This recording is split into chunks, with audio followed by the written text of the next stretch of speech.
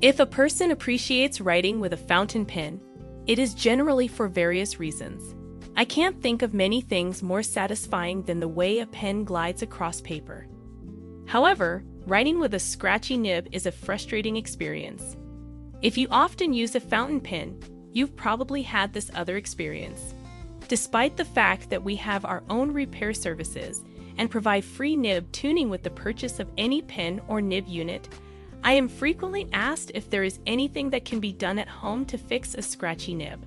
The answer could be yes, but I'm worried that the solution could end up causing more issues than it fixes.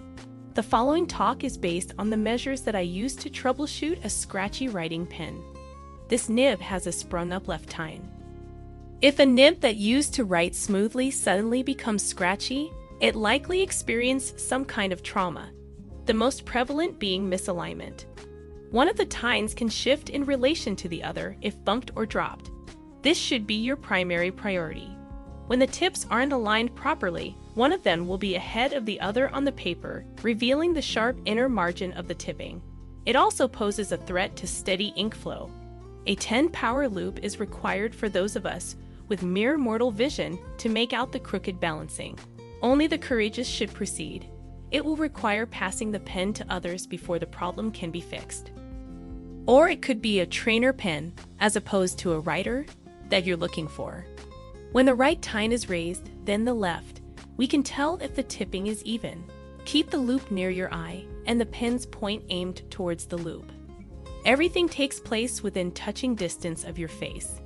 Look for the iridium forms to be closely spaced and in a symmetrical arrangement with the points at the same level. A flexible nib will touch the paper, whereas a hard one will leave a tiny space.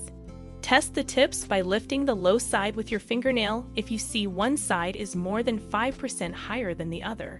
Try the opposite side to see if it rises back to its original position, if it rises by an additional 5% over the first. If this happens, and the tines are sturdy, the nib is perfectly balanced.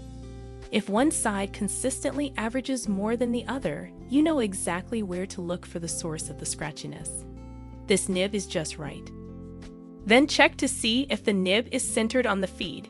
If this is the case, when put aside, the solution may be straightforward.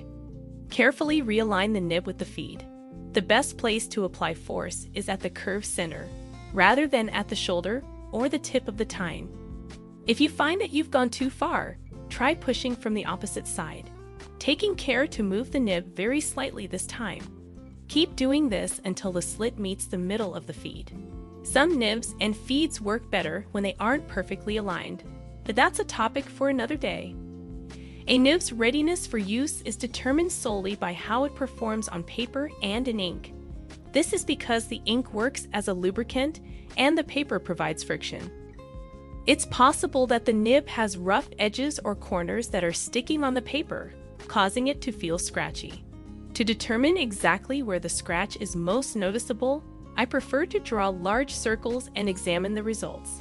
I use a directional arrow to indicate the arc's pointing direction and a pencil to indicate the precise location of the scratch. Check your loupe or microscope again to locate the cutting edge. Most likely, it can be found near the inner margin where the slit meets the page. Now comes the hard part. There must be micromesh 10,000 involved. It is supplied as sheets measuring 3 by 6 and featuring an abrasive surface adhered to a rubberized fabric backing. Since it sinks under the pressure of tipping, I find that it works better than a hard surface abrasive like an Arkansas stone or mylar discs. To increase the softness and sinking quality of the micromesh, I like to place it on top of a few sheets of newspaper. Ink the pen and make 2 or 3 passes in the direction of the scratch on the micromesh. Place the pen back down on the paper and create the circle once more. There shouldn't be any remnants of the sharp edge or corner after having caught it against the abrasive. Repeat the process, this time using a 10-power loupe to carefully assess the smoothing success. Caution: micromesh is very aggressive, even though it provides a smooth finish. If you use it too much, you risk wearing down the nib's tip. The results of this smoothing process may wind up being completely unintended. Sharp corners can be made in either direction by flattening the tip. The technique of smoothing is more art than science due to the fact that one person's preferences in a pen's tip may not appeal to another. Below is a list of traits that various advice may include which will appear positive in one light and detrimental in another. The author's ability to make their own compromises will improve as they become familiarity with these constraints. 1. Extra fine point. Because it is capable of very little marks, it is capable of creating notes and margins. These days, you can find disposable pens in a wide variety of styles, and they all produce incredibly fine lines without requiring any special skill to operate. These writing instruments function otherwise than fountain pens and may be the optimal choice in certain circumstances. But every one of us has our own story about why we prefer one of these writing implements over another. Preferred by most of our grandparents, the extra fine point can be quite legible. But if used with everything but the lightest touch, the extra fine point will have excessive tooth and be experienced as scratchy. There are a few issues with this Pelikan M800BB nib straight from the factory. As an initial matter, the tipping isn't quite aligned, and secondly, the area where the ink would normally make contact with the paper is concave and hence would not. Margins on the inside are rounded too. These days, it's common to find pens with rounded inner edges on the tips. This is roundness at the place where the slit joins the paper. Manufacturers do this to ensure smoothness. However, skipping can ensue. Writing can be frustrating if ink does not transfer to the paper at the moment of contact. This is especially true for the first stroke. Putting in break-in time with micromesh can help the tip stop skipping. A closer proximity between the ink and the paper is achieved by trimming off a little portion of the pen's tip, which brings the slit into closer proximity to the writing surface. But, and this is important, notice the disclaimer above. A scratchy, flat-footed tip. Building a foot 3. For the ink to flow smoothly, the foot will serve as a flat surface. Nib hydroplaning occurs while working with light pressure on the right paper and at the right tilt. This effect may manifest for some but not for others. Sometimes it's hard to pin down.